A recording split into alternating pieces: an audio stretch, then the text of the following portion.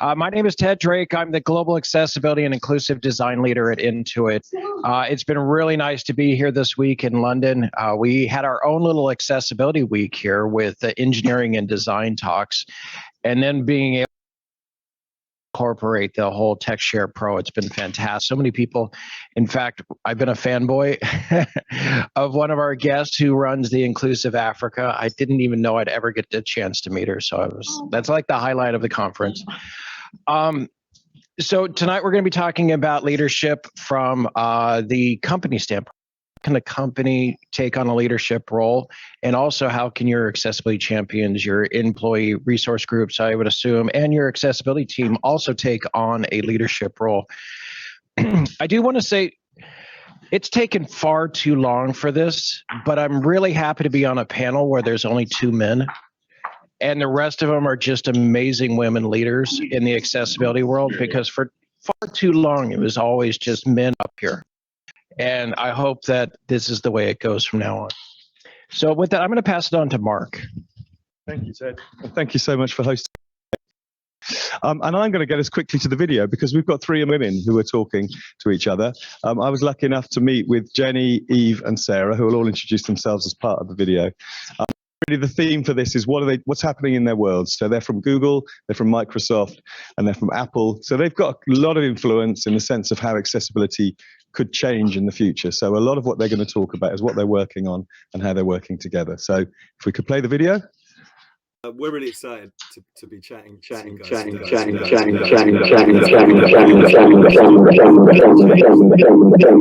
Supported our world.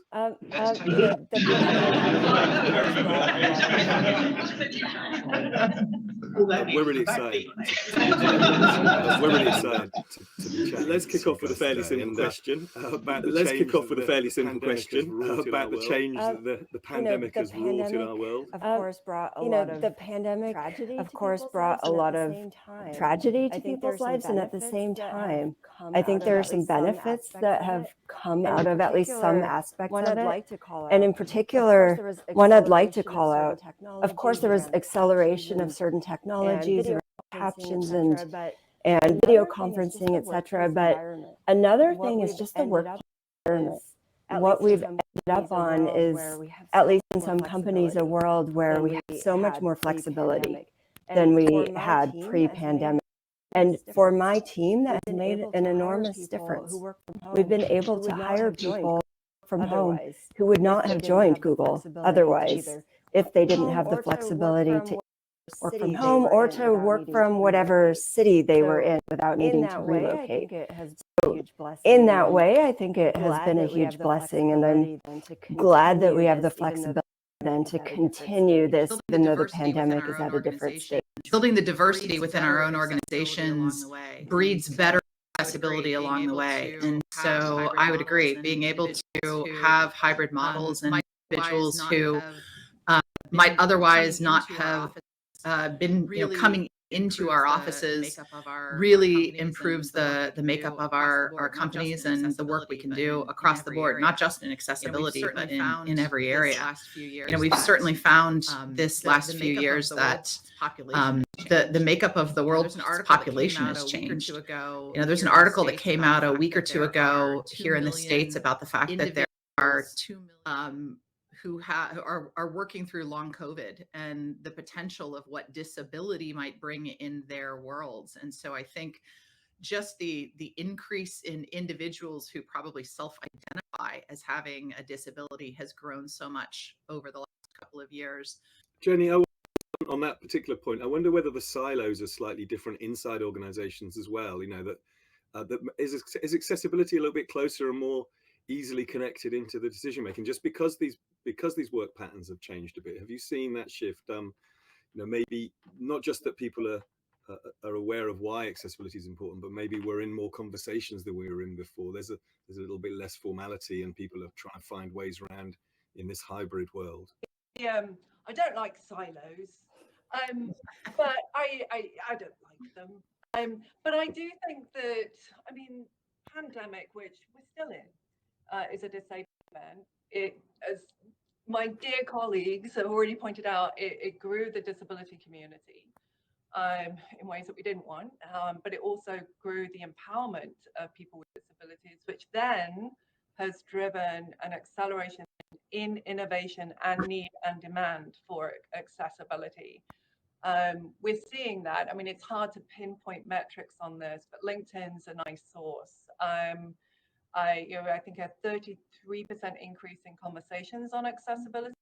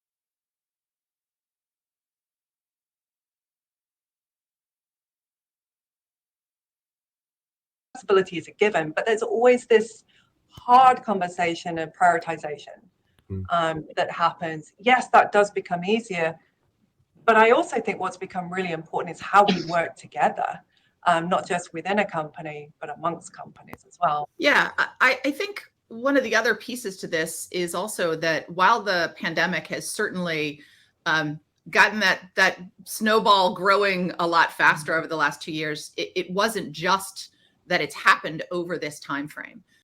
I think for all of us, we've had the consistent drumbeat for years of prioritizing accessibility within our companies. And, the fact that all three of us have the roles that we have and have had them for many years is a testament to the commitment that companies have had. And so I think that there's been, a lot of groundwork put in long before the pandemic. And I think a lot of within our companies, different groups wanting to do good work in this area. And a piece of that is also that even prior to the pandemic, the communities have found their voice and they're using it. And they've been out in the world really letting companies know what's important to them. And I think starting with that, at least within Apple, we've had a lot of teams who have come to us and said, we have this great idea.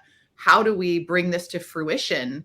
And how do we work with you? And how do we work with members of the community and make sure we're doing it right? And kind of all of those things that really end with making magic. And then on top of that, you add a pandemic, which suddenly makes all of this even more relevant and timely. And so I think it's kind of all together worked to help each of us, maybe make our jobs a little bit easier. And when we go out and talk to other people within our organizations, but as well, I think as Jenny was touching on at the very end of this, really collaborating. I've been working in this area for almost 10 years now. And just this huge shift over time. And while the pandemic perhaps accelerated a little bit, we were already on that slope of it being more a part of people's consciousness, more a priority for the business. And as Jenny said, not because of ROI, but because our companies know that it's important. Our customers know that it's important. We all are in this because we care and we want to help each other and collaborate, which we do all the time. I'm just thinking about people outside the room who are wishing that they were in a position, thinking, yeah, that sounds great for you guys, but in my back to base, the number of times we get asked about ROI, I could probably do an ROI on having a sensible answer to that, make more money by having a sensible answer than by saying it's not relevant. But there still is this debate about how you keep it on the agenda and how you make it important. So I don't want to jump onto the chance without you passing on your tips or recognizing that maybe it's different in your organization to others. Yeah, I think we are in a privileged position. And part of it is because of the great work that Jenny and Sarah have done in socializing this in their companies. And so we don't have to always make the case like we used to, but that's not true for every company. And so I think there is a strong business case accessibility as well. Part of it is just around sales. And I see, based on our interactions with suppliers and customers, that there is so much more demand for accessibility in the market. And I know that we have a lot of sales that we would not have been able to close if not for the accessibility of our products. And so if a viewer is working at a smaller company and they're not seeing that demand yet, I can assure that they will, because I am seeing that in the marketplace. And then there are other business reasons for accessibility around increasing the size of the user base, and around legal and PR and making higher quality products. I don't like to talk about curb cut effects too much because that is not why I work on accessibility. But I think all of us here know that if you make a product work better for people with disabilities, it's going to be a better product overall, because we all have situational disabilities. And so those are cases that people can make to their management chain when they're getting pushback on prioritization. I think the next bit on then is the influence you're having on your network of customers and the people within your ecosystems. I mean, your products sit at the heart of all sorts of different services and that people rely on every day, whether it's in education or finances or any business, entertainment. So how are you seeing that influence grow in the ecosystems around you? The customers are coming to you for your services. And how is that changing? Because that's the ripple effect then, I guess, of you working alongside them and changing and making their products and services more accessible. Well, I think in some ways the last question and this one kind of go together. I think what Eve beautifully put was the ecosystem growth that there is around accessibility. And I'll be candid, Microsoft definitely had times where it went through very hardcore ROI conversations. What is the percentage of people that will be able to benefit from a product? What is the ROI from innovating, engineering, developing for that base? And is that cost effective? That is somewhat of a trap. And we did fall into that. And I think that's a lot of learning that we've taken over the years, is that thinking on that kind of level. So if you're understanding the privilege we have now, but also the learning we've had through the journey, is to more think about it from an ecosystem perspective. If you're designing with accessibility and you're designing inclusively and you're designing for people with disabilities, you are quite candidly developing a better product that will empower you in all facets of life, whether it's home, work, whether it's getting to and from work. You're going to be creating products that are more empowering, that are more attractive, that have much greater functionality and work across the spectrum of human. I'd agree as well. I think as Eve said, it's not about the curb cuts, but when you are designing, thinking creatively about everyone who wants to use your product, you just make better products. By building for the margins, it helps everyone. And to give a quick example of this on something which kind of gets to your question, not necessarily of sectors, but I think as just lifestyle, human, wanting to use everything and live their life the way they want to, is we built a feature into Apple Watch about 2 years ago called Assistive Touch. And it was built for individuals with upper body limb differences. And the idea, we basically worked with teams all over Apple to use the hardware underneath the watch to be able to understand muscle and tendon movements and be able to drive the watch one-handed. And what we found actually in the year after, was that there were tons of people who didn't self-identify as having an upper body limb difference. They weren't amputees. They weren't, they were just snowboarders at the top of mountains who didn't want to take their gloves off, or researchers in education who were, up to their elbows in biological matter that needed to dictate or to answer a phone call, who were using this. And it became so popular that we actually pulled part of that feature out into a feature called Quick Actions, to just do one simple thing with your watch if you don't need to rely on this all the time. But that's something that has a huge ripple effect, not just for individuals who are limb different, but for anybody who wants to use their watch in an alternative way. I've been associated with Inclusive Africa. Jenny, I know that you spoke there. I know that it's an interesting change, I think, over the last couple of years. That was held up because of the pandemic, actually. So, it was only this year that it actually happened. But this seems to me it's marking a change in the way that we think about the sort of global networks around accessibility. Certainly, I've noticed that in the last 2 or 3 years, that the work in Africa that's emerging is showing us that there's a lot of other different things that we need to think about. And also, we work quite closely with organizations in India, for example, and that's another sort of take on that change.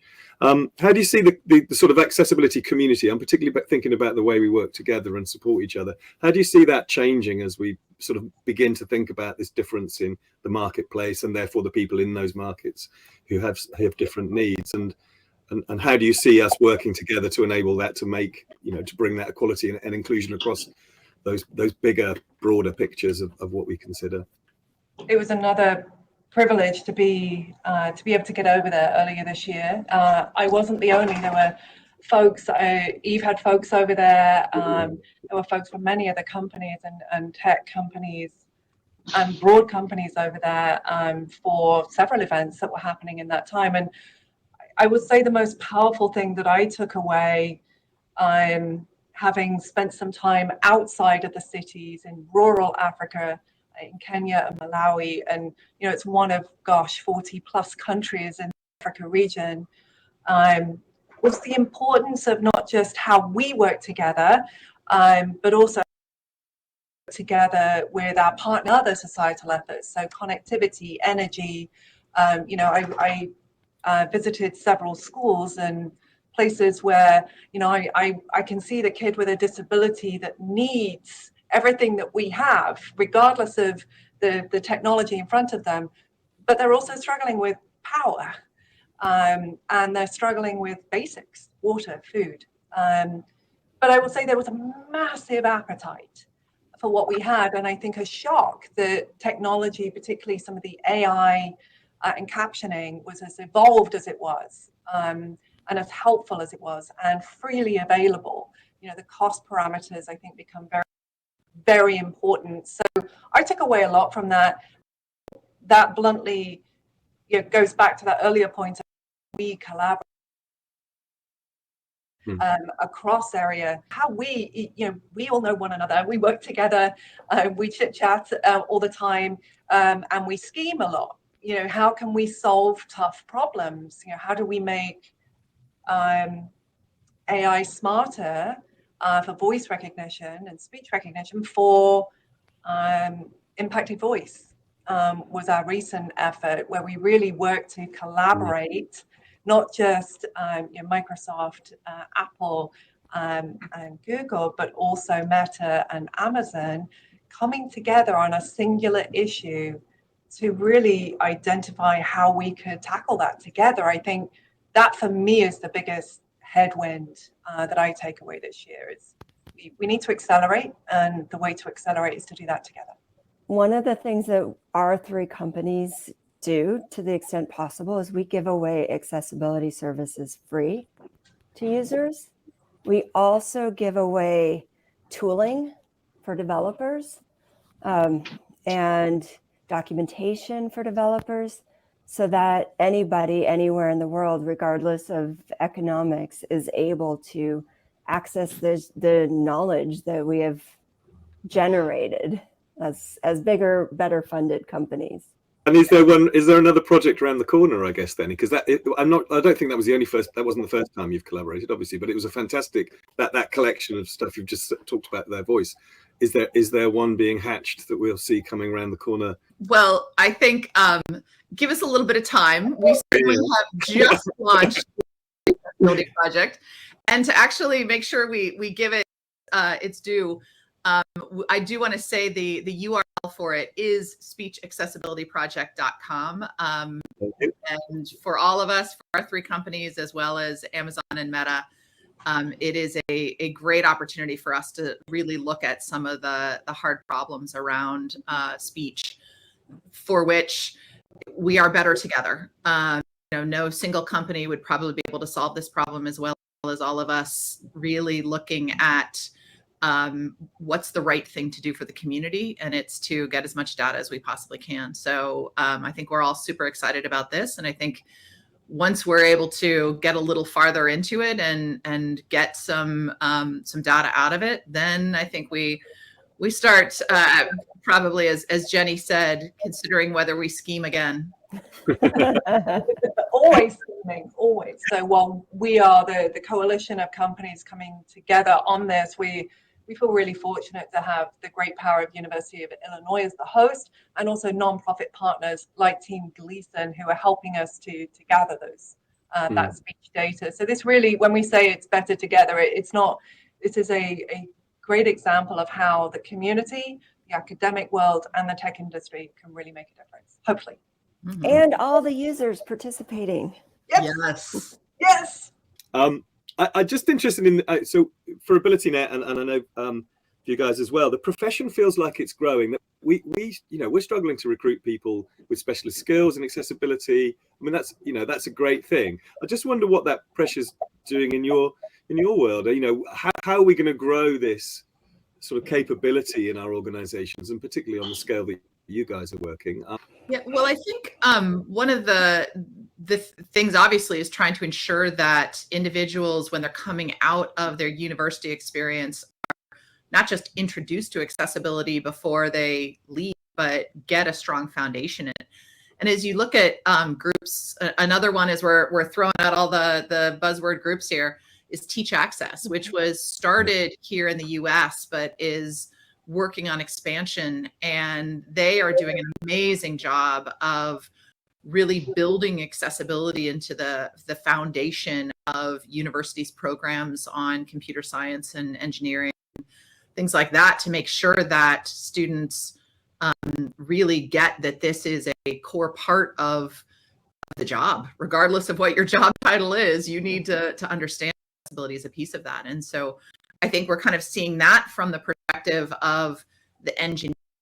We're also seeing more students with disabilities getting into programs and really trying to make themselves really not just attractive to companies, but well versed in what they need to know. So I think it's a mix between that, finding and providing the right tools to members of the disability community to be the voice within organizations, but also just making sure that everybody who wants to get into technology sees this as a key part of what they do. The great thing about this space is that it's, well, we're biased, it's the really coolest space in tech, right? So we get to sit, wallow in design challenge, listen and work with our own lived experience, people in the community, advocacy groups, and broad disability groups, pull in that feedback, prioritize, and figure out how we're going to build and methodically come out with some really cool stuff. Who wouldn't want to be a part of that? So I do think one of the pragmatic challenges we have right now, we're definitely seeing a trend of people who want to convert in. So I'm still not seeing the right number of jobs for the demand that we're getting. Every job that we post does get heavy application. And not always from people who have accessibility experience, but they have relevant skills. So we methodically make sure we do have a mix, right, of folks who are accessibility professionals, or those who want to get into this. and bring different skills in, whether they're developers, whether they're brilliant program managers, whether they are fantastic at working in support or whatever it may be. So I do want people to, know that the barrier to entry, it isn't up there. I mean, go and get all the qualifications in the world that you can. That's always helpful, but go for it, right? Use the tools available to you. Know that in LinkedIn you can now say that you're interested in roles like accessibility advocate, and you can put your interest out there, and come on into the party. There's also a lot of free resources online, free courses, free documentation, free tooling, just things that people can use to learn practices, whether they are a designer, an engineer, a tester, or if they just want to go into those fields. It's not too late. Just even if you didn't get it in your formal education, you can still do it. I just want to say a big thank you. What you've done, I think, is just brought a load of big ideas together. You've shown that the power of the collaboration as well. It's really clear in terms of the connections that you make all the time, and how much more we can do together, as you say. So I just want to say a huge thank you for joining me today, and for your support for TechShare Pro and AbilityNet and all the other things that are going around us anyway. And I look forward to catching up with. I will have caught up with you, Sarah, of course, when we play this. I look forward to seeing you, Jenny, soon. So thank you so much for joining us, and take care.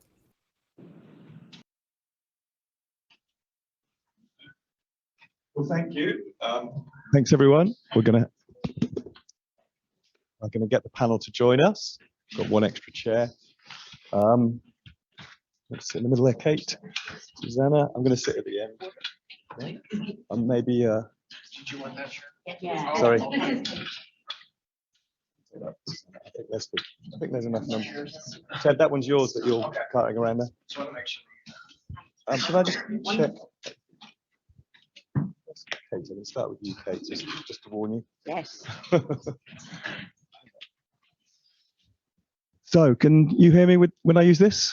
Great. So that was brilliant, wasn't it? That was just really cool. So to find out that those guys know each other and work with each other and talk to each other and collaborate and connect, although I know each of those people, just to hear about how they're making stuff work, and then also the TechShare Pro bingo per session, I hope you spotted there. So various elements that came back in as we went through the last 3 days. And I think that's important to see the connections that we're making on those themes, whether it's work, whether it's the collaboration and the free resources. Marley, you mentioned that in the very first session.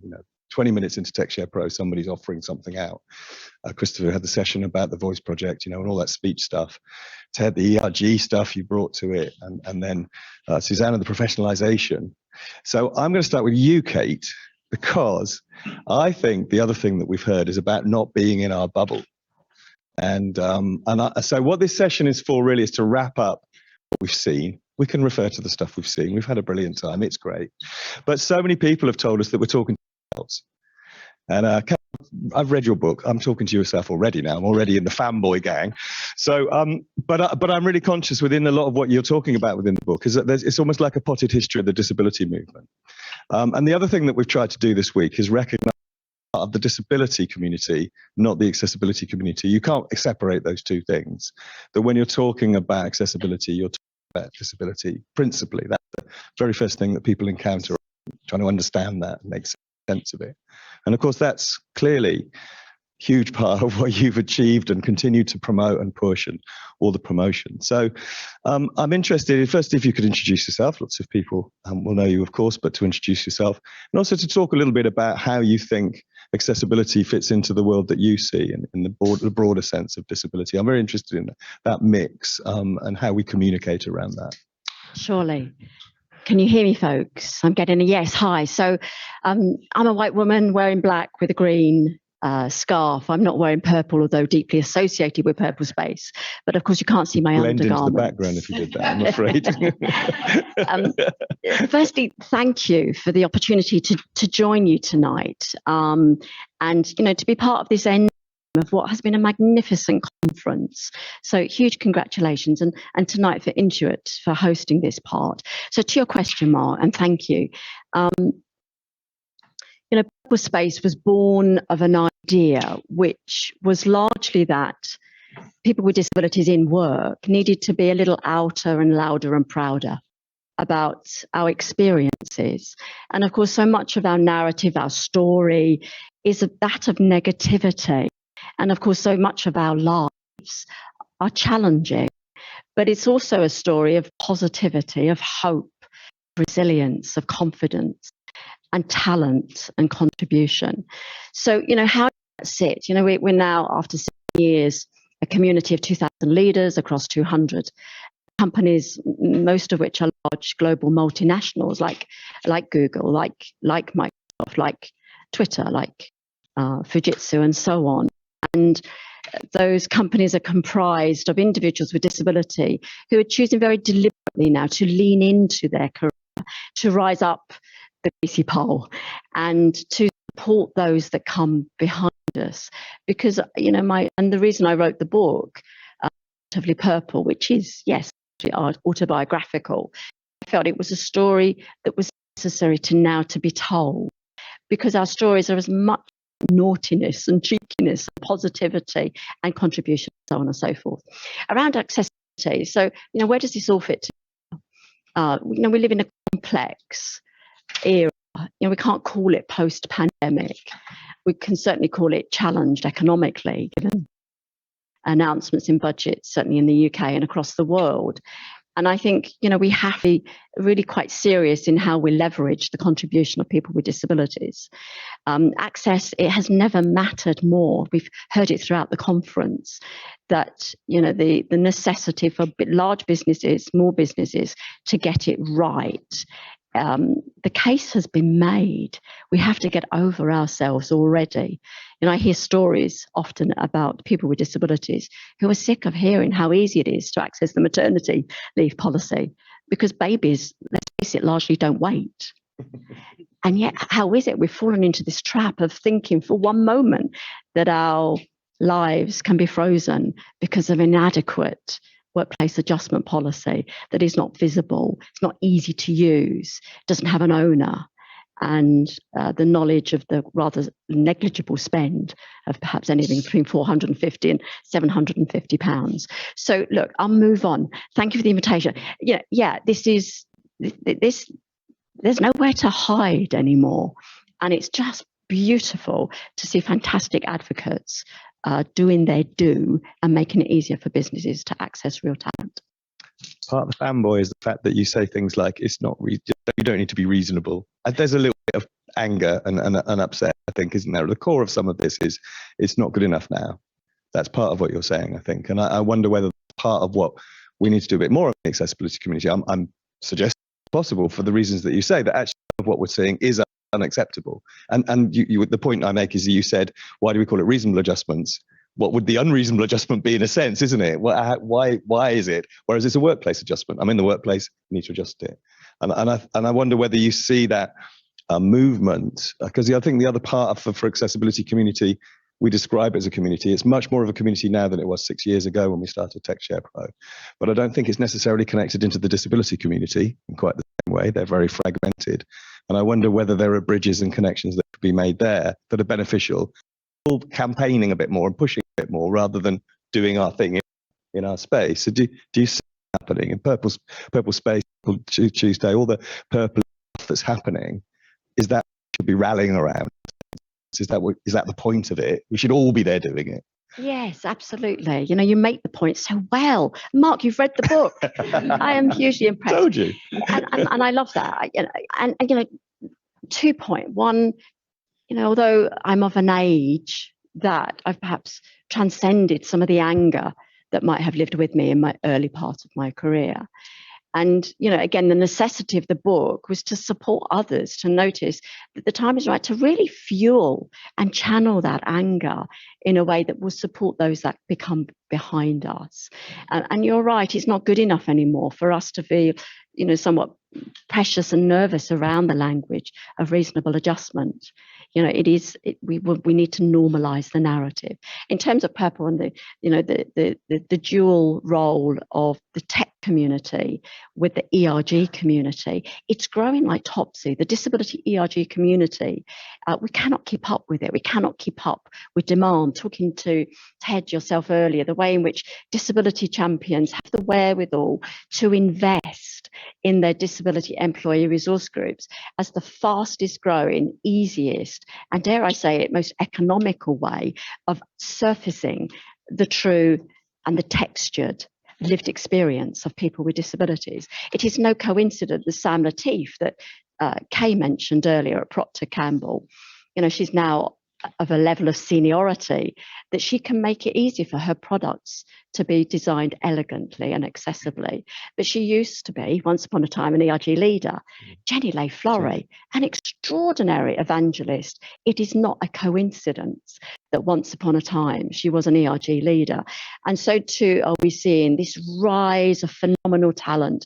To your last question around the connection, what I'd like to see is a better connection of people with disabilities around the world. We know that any injustice is not served by those that are deigned to give those people power.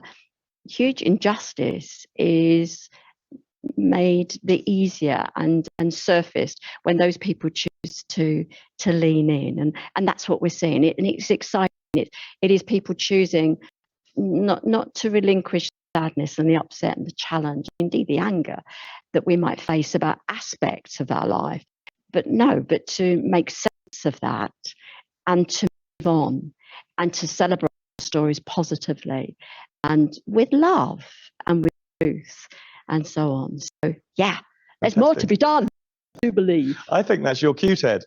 Oh. Because not only because mentioned a couple of times, but I do think the ERG stuff and the connection between that and the accessibility world, you mean specifically because you talked about it here, but also because that's part of what you evangelize. And you're thinking about the people in the audience who are principally from the accessibility community, and we've been talking about what can they do, and a really simple connection that you make, and you mentioned many employee groups, not just disability, other pride groups and others. That feels like a good place to go and look for connections and to make those allies. So how does that play out for you now, the next step, talking out to the audience and saying, I tell you what to do, this is how we're going to do it? So a couple of things that were brought up. One thing is you liked a little bit of anger. I'm going to kind of go off on a slight tangent.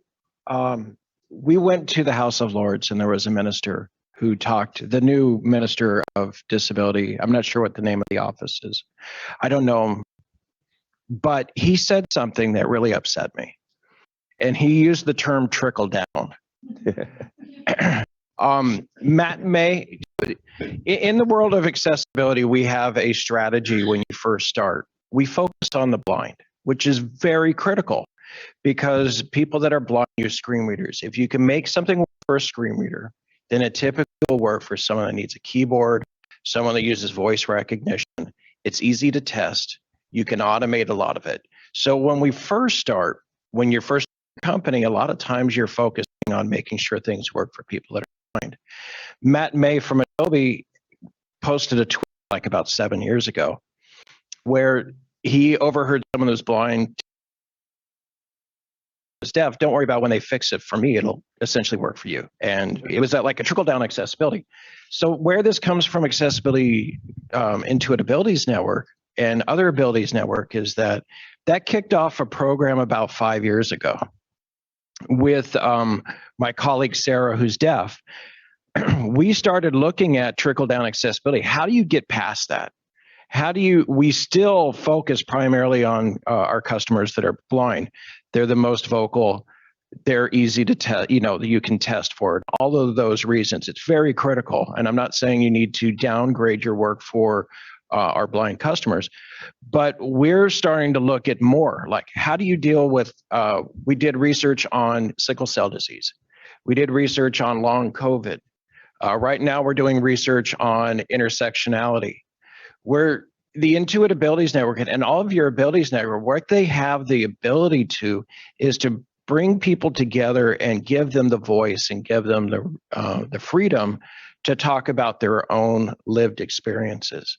So what I'm hearing now is not just about from our customers that are blind, but I'm hearing about from our colleagues that have, multiple sclerosis, or they're recovering from cancer, or they have other immunocompromised.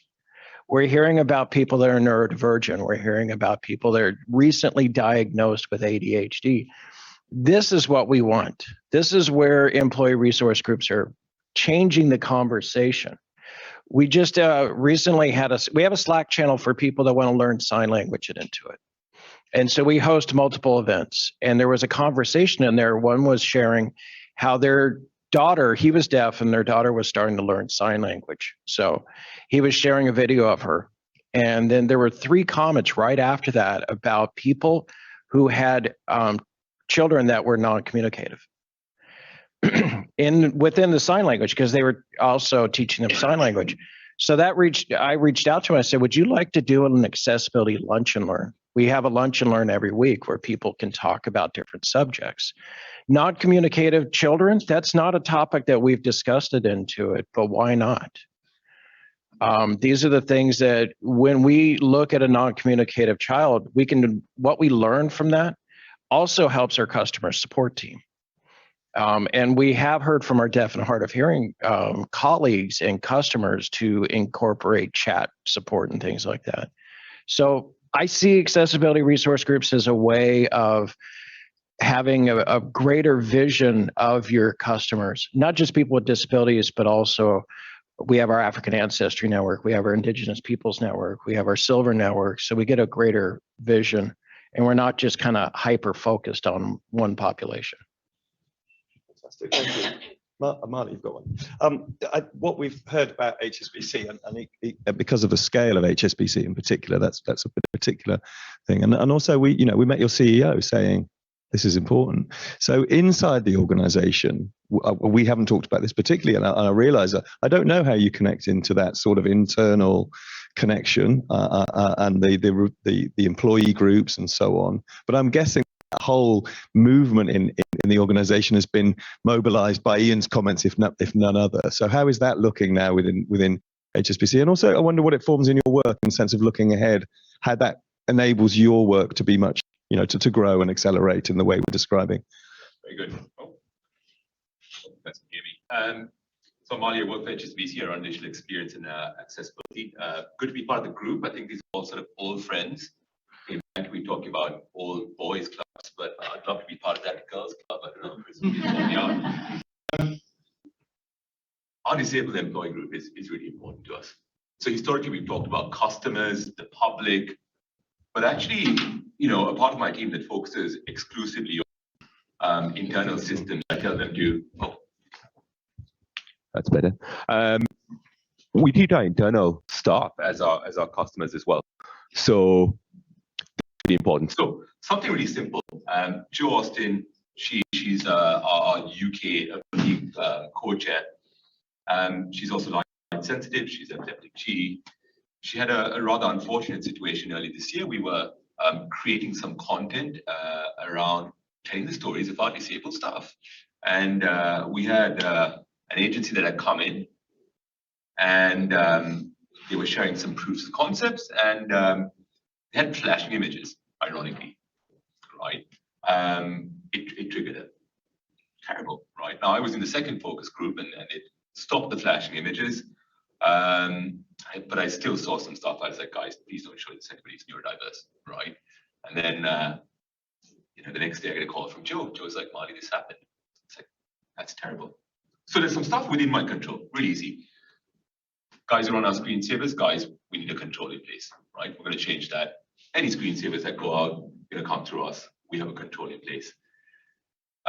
We changed all of our material, just going to make this more explicit. We already had that in our standards and our guidance, but we made that really explicit. And then we turned to our friends at Zoom. And I said, hey, you're going to do something about it. And I said, Marley, you bring us all the weird and wonderful problems. I said, well, yes, of course you do. I said, nobody's ever asked us for this before. I was like, well, yes, that's what all the suppliers say. But we're asking for something done. And in December, we're testing something that we partnered up with. And effectively what it does is we've developed an algorithm with Zoom, which detects flashing images and it'll dim your screen and protect someone and create a safeguard. We hope to launch that for our employees in January, February. And then, of course, everybody who's on Zoom gets that for free. I spoke to Microsoft and I said, look, guys, you got to do this too. I don't know if I broke some IP rules. My comms team isn't here, so I'm not in trouble. But look, we've just got to give that knowledge away for free. But it's really important to change our culture, right? 7% of our workforce just in the UK self-identified as being disabled. This is important to us because this is our people. This is the public. This isn't just about the 4.5 million people in the UK who identify as being disabled, the 1.2 billion people around the world who identify as being disabled. These are our people. Our people care for their friends and family who are disabled. So, it's very much the Ians of this world, who I know Kate knows very well, but actually it's from the bottom up as well, right? And those powerful stories, and you're going to be really cool to kind of turn around and say, actually, I don't care. I don't want to help you. Or actually, with the power of technology, we can't do something. Thank you. Chris, I'm going to keep going that way and just change tack very slightly. And I am going to pick up on something from the conversation that we heard, because we talked about that project, that speech recognition. Firstly, there may be people who don't know very much about that. And I think one of the things that you and I talked about, as much as you're able to talk about, is how did you get everybody to agree? And we did discuss whether or not there's something particular about accessibility that somehow changes the conversation. That it's easier to get those 5 tech companies to talk to each other because of the nature of the content of it and the power of it. And of course, that's part of that case that you're making. It's not a business case. I'm sure there must have been someone in there going, well, will we make any money out of it? But probably not, because the moral imperative probably trumped all of that, I'm guessing. But I just wonder, I don't know exactly how much you know about it anyway, but the remarkable thing is getting those 5 to work together. I'm guessing it's fairly unique. So could you explain a little bit more about what it was, and also anything you know about what they really hope they're going to get from it? Because that really brings joy to it, doesn't it? That it's really for the right reasons. I'd like to take this one step back, is that these companies, we are competing tooth and nail when it comes to our products, our technologies, but when it comes to helping the community, we really collaborate together. Many years ago, when Google was putting together our first disability support team, we had no idea what to do. So we met with people on Jenny's team, we met with Sarah, with folks at Meta, and they helped us build a better service for our users. So we have a free product, we have a free service for disability support for anyone with disabilities. It's the only free support, and it's for all products, but they have to be disabled. And we built this better because of the collaboration we had with Microsoft and Apple. So we have a history of working together. When it comes to the Accessibility Speech Project, in 2019 in San Francisco, we had a conference on AI and accessibility, and we had conversations. How can we make it better? What can we do to really make it a powerful statement, and how can we really help people in a significant way? And one of the things we realized is that data is really difficult to get. At Google, we have this thing called Project Your Phone app, which is a really powerful tool of bringing data together that helps us make our automatic speech recognition models more robust. And there's a tool called Project Relate that is not yet in the UK. We're working on it, but it allows someone to create an individualized speech model. So we get the data in a GDPR sensitive way and all that stuff, but we get the data so we can make products better, we can make the models better. But also this goes into these larger repositories of data that now everybody can get. So now we have a tool that someone who has speech differences, they can collect their phone, they can recite into it, they can use the Google Assistant.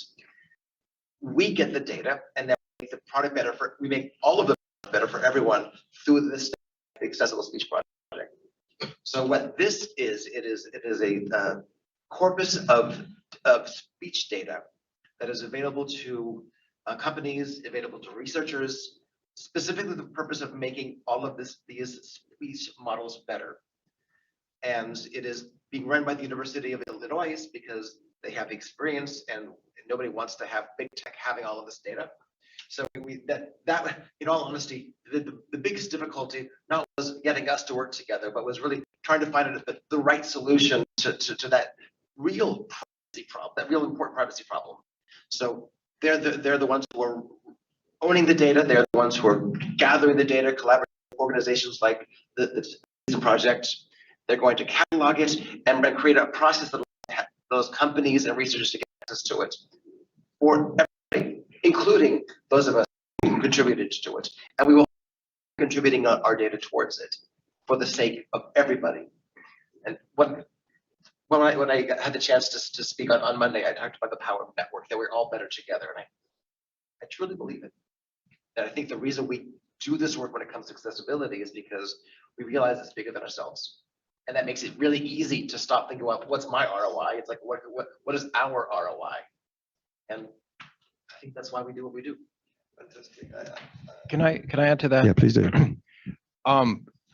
You broached the question as if it was almost like a donation to the community or something like that, but it's not.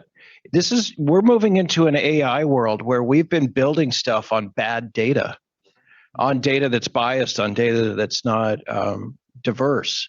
So these companies coming together to bring forward data that's diverse and quality, that's what we need to move forward. And I think that's the model moving forward. And it's not just with voice, but it's with body types, it's with skin complexions, it's with education degrees and such like that. The data is important to have good data. What you do with that data is where you can be proprietary. But Microsoft, Google, and Apple, I hope you agree with me, you can all use that really good data in different ways. But the fact is you need good data to start with. And you're working on that project to create good data. And we're doing it together. Yeah. And I would also add that we were chatting about you, Marley. Sorry. We were thinking, what could we do in a year's time and come back and see where that data leads a financial services organization like yours with the footprint and the range of services you're already invested in that contain accessibility.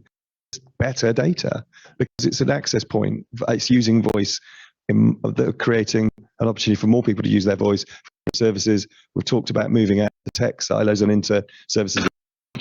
So that's the collaboration, I think, that starts to grow from that one point anyway, is thinking about what could I do if that voice recognized everybody's voice everywhere that you work. Ted's got to think that. So, I don't know if this works. What's interesting about this community, and I got a sense of this at the Short Trust event as well, is what different people bring to this community, right? So the big tech guys, some really whizzy stuff. You know, I was speaking to some of our management today, and I was like, man, these guys are doing some sci-fi stuff. Really impressive. But actually, what can a big international bank do? By some measures, the largest international bank do? Well, take a position in parts of the world where this concept of disability inclusion isn't accepted is in the West. So a position in Hong Kong to go, actually, we want to be the world's most digitally accessible bank. It's less important about being the best, right? You know, we got you to do some benchmarking, AbilityNet, to say actually how we're doing against our competition. You said, look, in 11 of your top 13 personal banking markets, you had the most accessible website. And I was like, great, cool, that's nice, going in my end of year. But I think the bit that was really humbling was where we did particularly well, Asia, Latin America, and the Middle East. We think we're probably the only digitally accessible bank.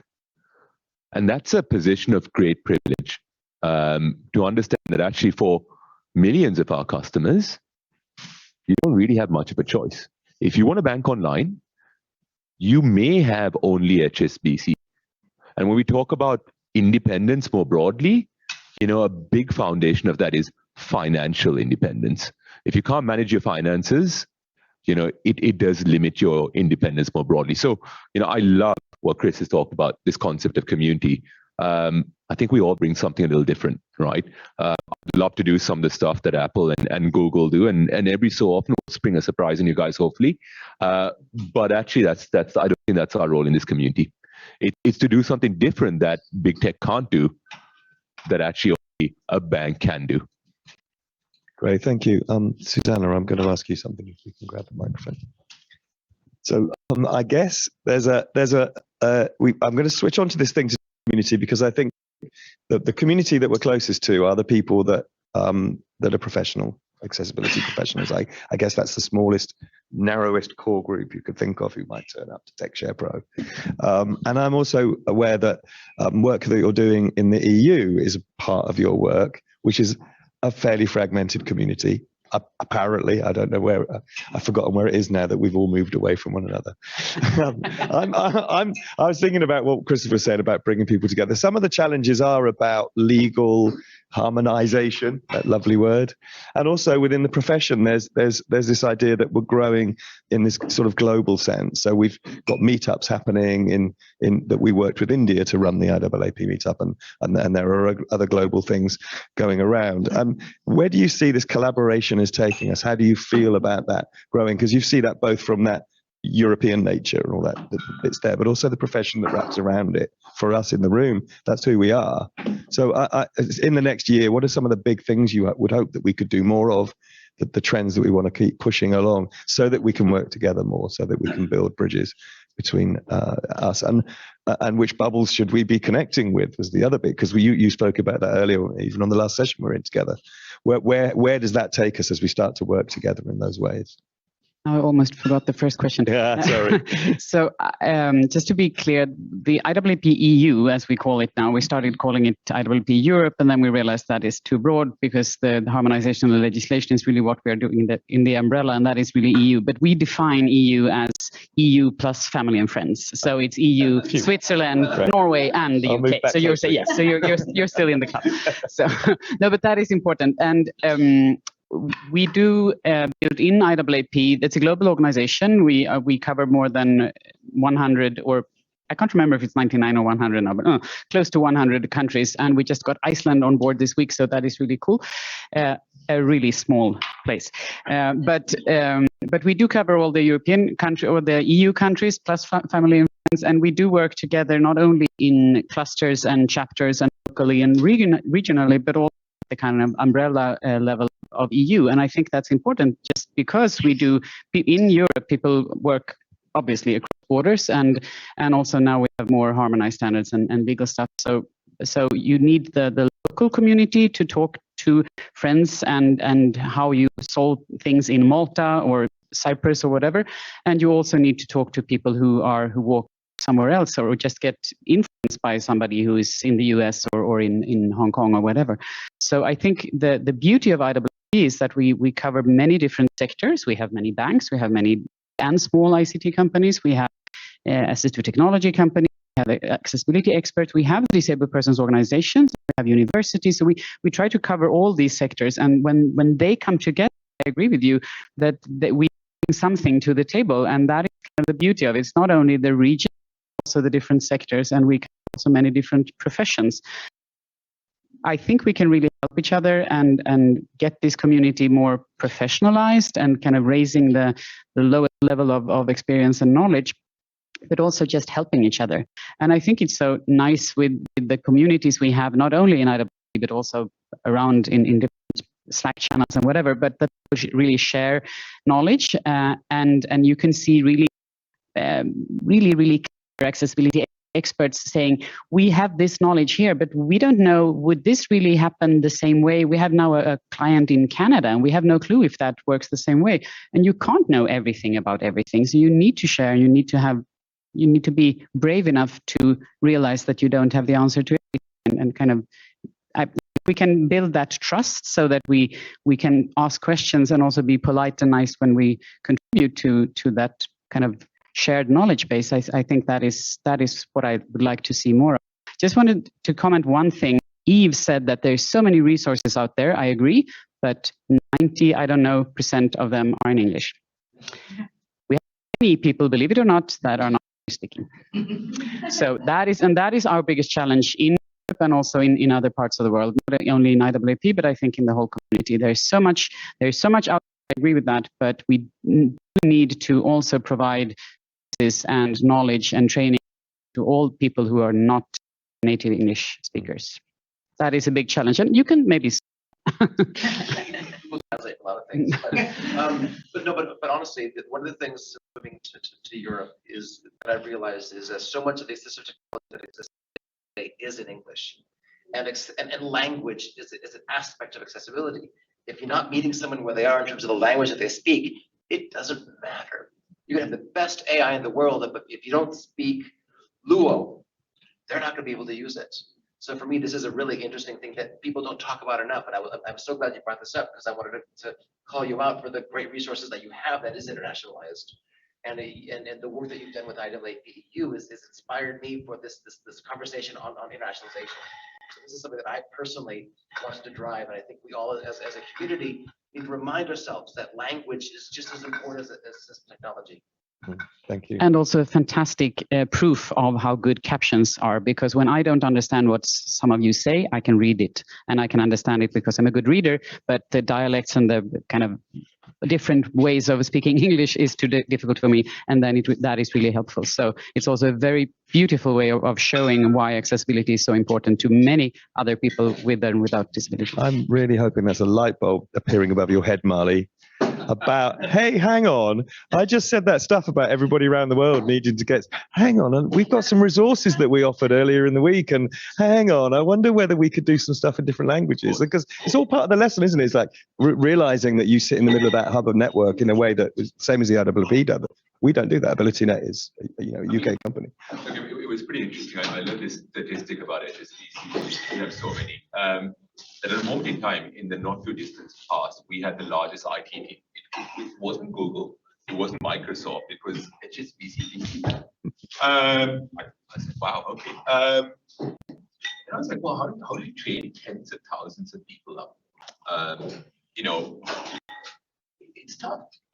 So we train, a couple of thousand people every year. So actually what I'd like to offer the community is very simple. If you don't know where to start, because actually there was, at a moment in time, I've got an amazing team, some here, like Craig Collinson. At a moment in time, just one guy with a dream, the lawyer, who knew that he had just had changed his organization. And no background in accessibility, and didn't know where to start. So actually, if you're at the start your journey in your organization, if you're watching online and you don't know where to start, reach out to us. We will train up your IT teams. We aren't going to charge you anything. We don't want your commercial accounts. We don't want any publicity. I don't even want a LinkedIn post, right? We will share knowledge with you for free. By no means, we don't have all the answers, but actually we've learned the hard way, and we'd like to give that knowledge away to you for free. Come enjoy it. And if on a personal level, you want to tell us about that first time you made a difference in someone's life, because I've got 3 jobs at the bank. You asked me what my customer experience were 3 years ago. I don't remember.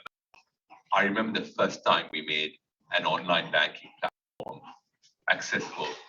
And I remember the first person who wrote to us, the husband of somebody who's blind.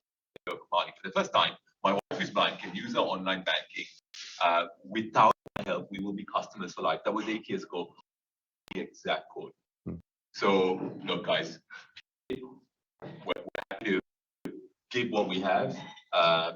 And also, look, I met Susanna for the first time. Susanna, look, I use your guidelines to create our first mobile standards, right? And I was like, oh, that's Susanna. So, look, this is what we want to do as part of this community, and it's great to be part of it.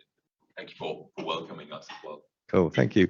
So I'm going to round up. I'm going to come back to you, Kate, because I'm interested in going back to this conversation about how do we take out this conversation that you can see this community that's so rich and connected and so on, and then your view with that stuff. We went back to the ERGs. Are there things you can see that we could do? We want to be positive. We want to do more. So if we're coming back in a year's time and we're meeting again, can you point us in the direction of some stuff we're doing that you haven't heard or that we do need to do more of? So somehow looking into the bubble with us and saying, oh, great question. I would like perhaps the tech industry to shine a purple spotlight on making tax digital. And the reason I share that, so those people who are pay as you earn, we're looking at our contemporaries who perhaps are self-employed. We're noticing that in April of 2024, for those who are self-employed, they too will have to do their self-assessment, making tax digital. And already, I think it's 4 million businesses have already registered for, you will know this, Ted, far better than I do, who have registered for making tax digital, but we don't really know the metrics. And I'm just listening to your point. We need smarter metrics to understand how many self-employed people are contributing day in and day out to economies around the world. So, if you estimate that perhaps 5% of that 4 million are businesses run by disabled people like me. We're not a charity, unashamedly. We are supporting businesses to go further and faster. So what I'd love is a little purple spotlight to have tech providers and great people like Ted, love the work that Louise is doing, to really think about how we can get smarter metrics so that you can support the Purple Space mission, which is really to call out our contribution, because we won't change the world further and faster if we focus purely on the negative. But I've got a long list, but we'll be here till midnight. However. Well, that's wonderful. Thank you. She just asked for a purple spotlight on people making tax digital accessible. I'd like to put a purple spotlight on Fur and Emma, because Fur, as a PM, fully gets it. And he has been really driving accessibility for our Making Tax Digital. So it's the people within the businesses that you don't necessarily hear from, but there's your purple spot. One of the other things I'll just mention at Intuit is that we build software for small businesses. So we actually have an internal tool called Prosperity Marketplace, where if someone knows that a small business is using QuickBooks, and then they can add them to Prosperity Marketplace. We talk to them, so there's no privacy or anything like that. But we're able to identify. Like, for instance, Steve would be in Prosperity Marketplace because he's a blind QuickBooks user. We use this so that we buy catering when we go somewhere, when we want to introduce somebody, when we want to do research. We go to that Prosperity Marketplace so we can support our own small businesses. You can't really get metrics unless someone's. That's still the issue where we don't have great metrics because we're still dependent on people self-identifying. Yeah. Cool. Thank you. So, Christopher, you got a microphone in your hand, so I'm going to come this way down the line. Is TechShare Pro 2029? Was that 7 years? Yeah. And what do you think would be different? Think of one thing you think might be completely different that far ahead to what you've been to several of them now, so you know what's happening. What's happening next? Big picture. Last comment or idea or thought. Cheeky. I think by 2029, we're not going to need a monitor like this or a screen like that, because we're have augmented reality that provides real-time information, how we need it, where we need it, and when we need it. Cool. You said you did the sci-fi today, Marley. This is you. Yeah. This is your moment. I can't compete with Chris, right? 2029. What I'd like to see is parts of Asia, Latin America, the Middle East, Africa share the same passion that we have here, right? I want disability inclusion just to be normal. We shouldn't have to fight. We shouldn't have to argue. It should just be a thing. And that's what I'd like to see. I'd like to see more people from communities, organizations in Asia be just as excited as everybody in this room and everybody virtually. Cool. Thank you. Ted. I guess I would say in 2029, I hope there is no conference. And we've made a lot of changes. That's not just speaking of. I mean, we've made a lot. If you look back where we were 7 years ago, we look where we are today. We have developed a much larger organization of people that know what accessibility is. We have built it into our platform, Android or iOS.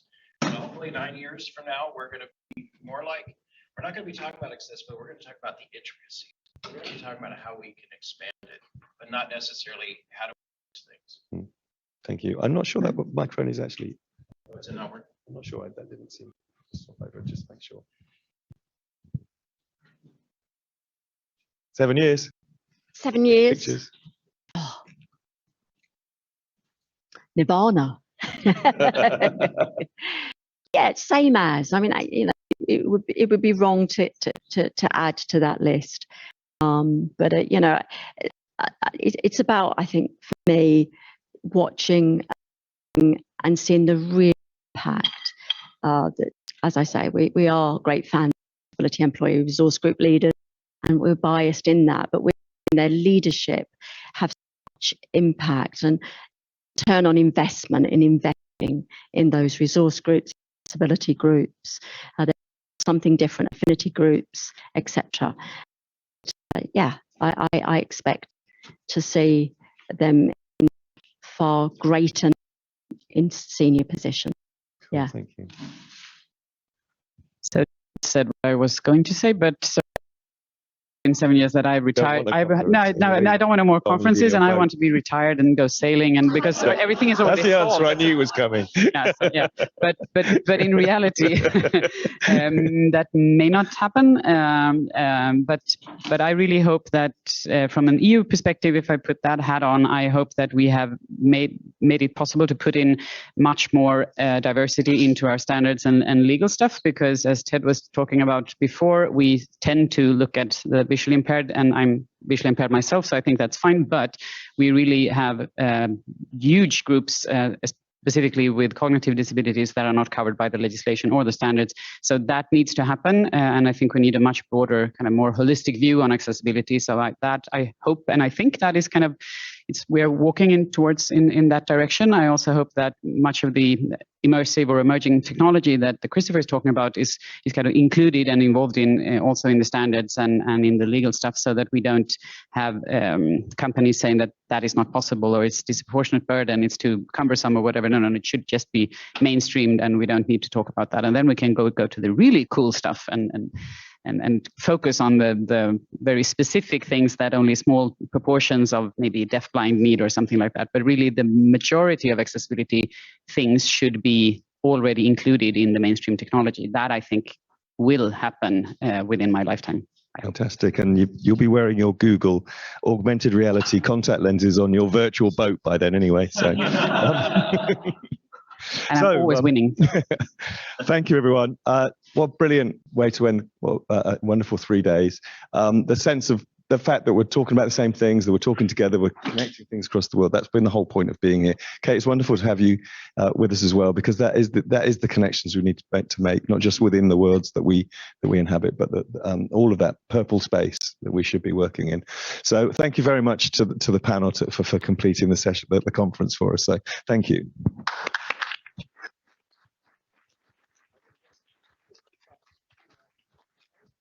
I'm going to ask Gary to close the conference for us. So. Thank you, Mark. Thank you, panel. I'll only be a few minutes, so feel free to stay seated if you wish. So my name's Gary Moore. I'm a middle-aged white man, receding grey hair, I regret to tell you, and a goatee beard, wearing a rather natty check shirt this evening. I am Chief Executive at AbilityNet, and my role here is to record some thanks and to bring proceedings to a close. First of all, to our amazing roster of speakers and content contributors. Your content is what makes this conference so special, and the preeminent event of its kind in the European time zone. So I hope that you will agree with me that this year's agenda was as rich, diverse, and thought-provoking as ever. I'm sure that the audience will have picked up many pointers and tips and even solutions to their challenges along the way. Secondly, I must thank our sponsors. You will appreciate that producing TechShare Pro is a pretty expensive business, especially for an organization like AbilityNet. These are round the year costs for AbilityNet. Obviously, they peak particularly around the conference.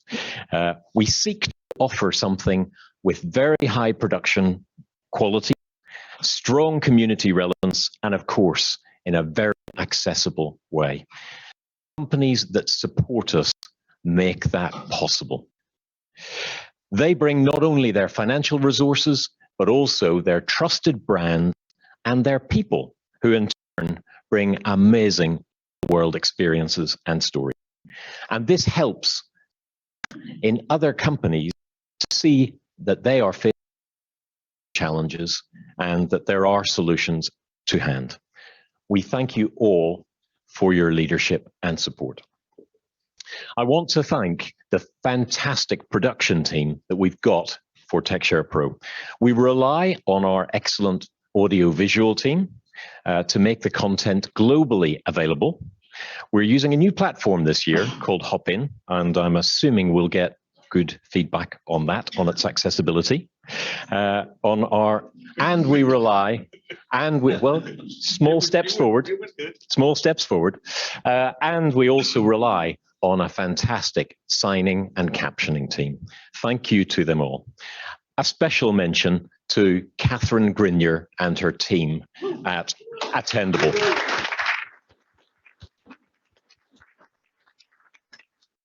Catherine and her team have experience which makes these events so much smoother to produce for organizations like AbilityNet. So Catherine and your team, thank you very much. Almost finally, I want to thank the team at AbilityNet who make this happen. You might be forgiven for assuming that it all comes to you courtesy of Mark, Addy, and maybe Amy, and a few of the names that you see more frequently on the stage. Nothing could be further from the truth. As I've mentioned, it's a 12-month project for the organization, and it is supported by a broad swathe of the organization across AbilityNet. And I want to thank every one of them. I glossed somewhat, though, over Mark's role. I think it must be obvious to all of you that Mark really does lead the team on this event, relentlessly innovating to keep the format, the content, the technology, and our network fresh and relevant. Another fabulous job, Mark. Thank you very much.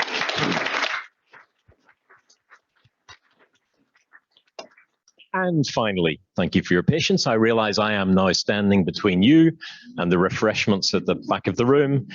I want to thank the participants and the attendees to the conference. The whole production is meaningless without the engagement and participation of the folks who join us. Thank you for engaging so fully with the event this year again. The initial data suggests that registrations and engagement will be up more than 50% year on year again this year. So I trust that you'll take away some ideas, connections, and actionable content to work through in the coming months. But that, folks, is a wrap for 2022. I look forward to seeing you all back November 2023. Thanks.